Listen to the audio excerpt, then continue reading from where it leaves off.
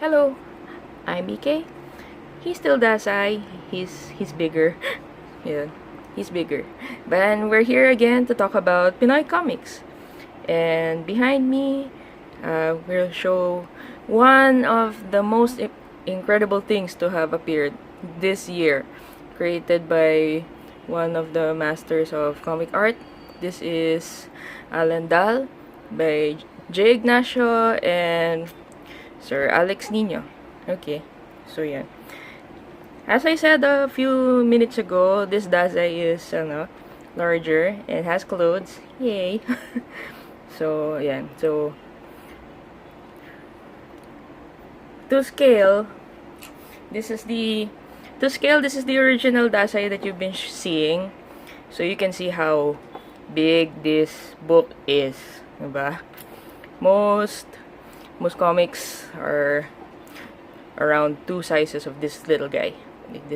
It's this big. Okay. Anyway, yeah.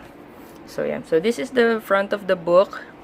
Look at the art. And the back of the book. God. you can actually look at the art together, one whole spread if you like. It's that good. Good. I suggest that you, before reading the whole thing,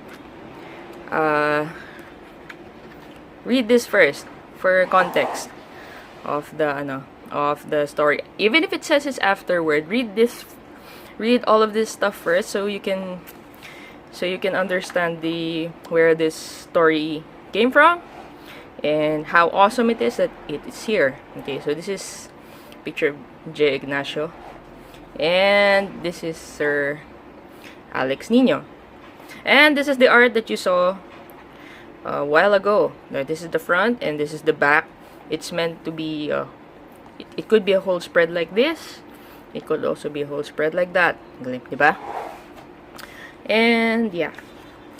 And most of the art in this story is with,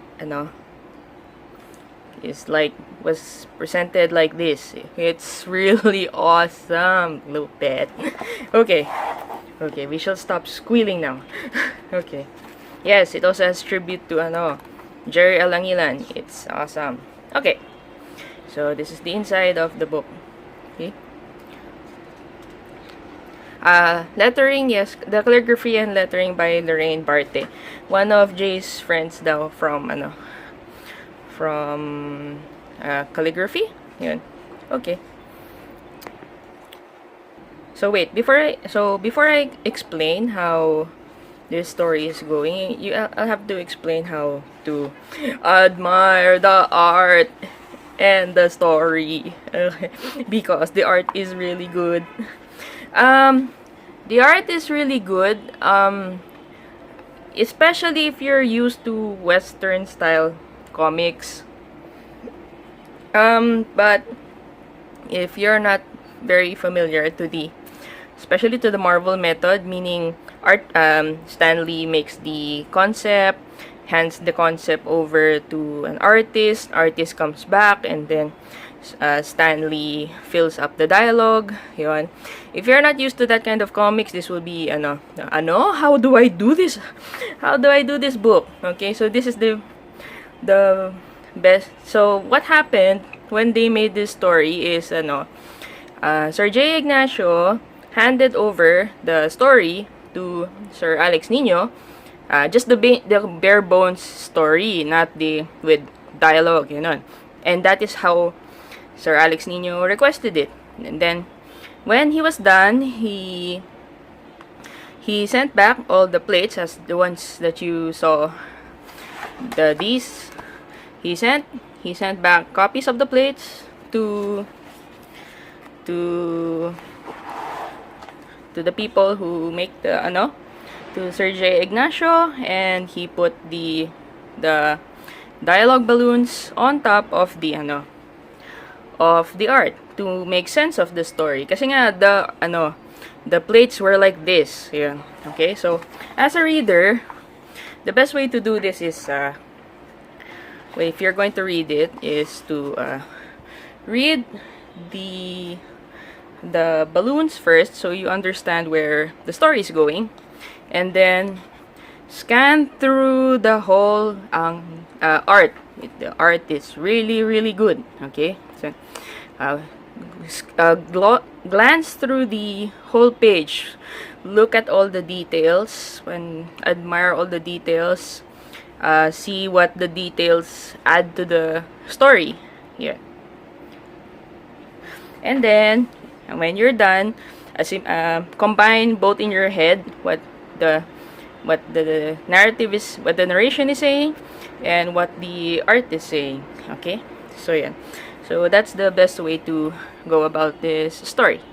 And the story goes like this. There's this where is he? I'm looking for him. Yeah, there's this guy from Spaniard who is in Holo, who was running from the people in Holo, carrying this baby, okay, with him. So he just, and as I said a while ago, the way to do this is to first look at the dialogue and the narration, so you understand what's going on, and then look and admire all the art. Run your eyes through the entire page. Look at everything, because everything adds a little to the story, and then combine both in your head. Okay, so this guy was running from the Holo pirates who were chasing him, partly because of the baby. Okay, so he barely makes it out and hides in island somewhere that has a priest that he knows. Okay, so that's the first part of the story. The story also has very awesome chapter section divisions like this, and can't believe na Sir Alex Nino is I'm second fiddle. No, he's incredible. He should be equal to Sir J. Ignacio. He's awesome. Okay? So, and so many years around 13 years pass, and the man Sevillano manages to live, and the baby, where is she? Ayun. Si Sabina lives with him, and Sevillano teaches Sabina about how to use a sword, and she's really good with the sword. Yeah. Okay. But after the course of time, people from the central government in Manila find out that's where Sevillano is hiding, and are essentially telling him, you're under arrest. Yun. So of course, but before that happens, but before Sevillano is arrested, people attack the village where they are. People from Holo. Okay? Again, ayun. As I said a while ago, the best way to look at this is look at the narration first, so you understand, so you get the context of what the art is showing, and then look at all the art. Go in all directions, because the art is going in all directions. Admire what the details are showing you, and then combine both in your head. Yeah.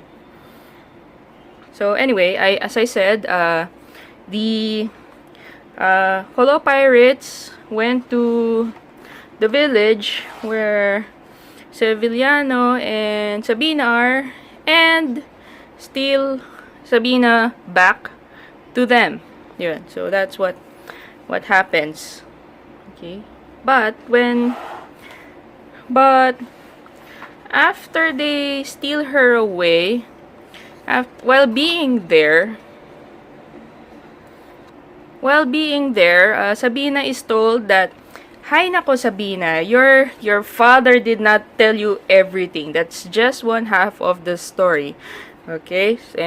And yung not exactly that he was lying, but he was only telling half of the story. The story that was his side, which is only half the truth, and the other half that the Holo pirates know, and the people under the Sultan know, told Sabina, so that mixes in Sabina's head.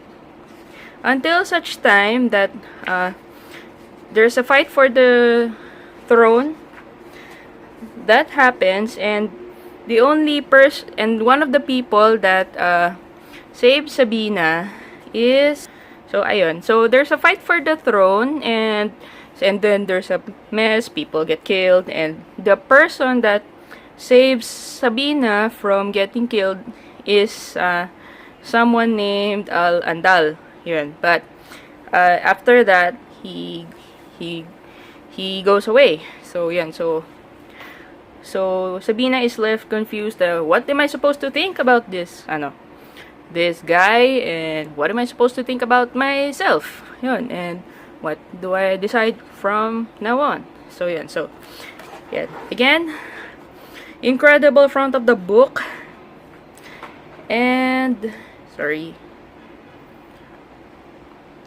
front of the book and back of the book. Okay? Oh, yun. Back of the book. Okay? Then front of the book. Yes, it's part of this year's peak of entries. Ayan. So eventually, what part of the plan is to make it internationally available, diba? So yun. So yeah, yes, the art is incredible. It's awesome. The story itself is fictional, so it's historical, but it's also fictional. It does have some base in reality, according to the author, si J. Ignacio, and according to J. Ignacio, there's a historical basis for the story, but the story itself is fictional. Okay, and yan. Also, it was said in the afterword and every other interview done for this story that this is the last comic that Sir Alex Nino will do. He's already 80 something, so this will be the last work, and he really threw all his best work into it. Ang galing. Okay, so if you're I keep saying that if you're not yung very deep into comics, or this might be a little confusing to go through, but just be patient. Go through it slowly. If it's a little hard to it's hard to understand, just go through it slowly.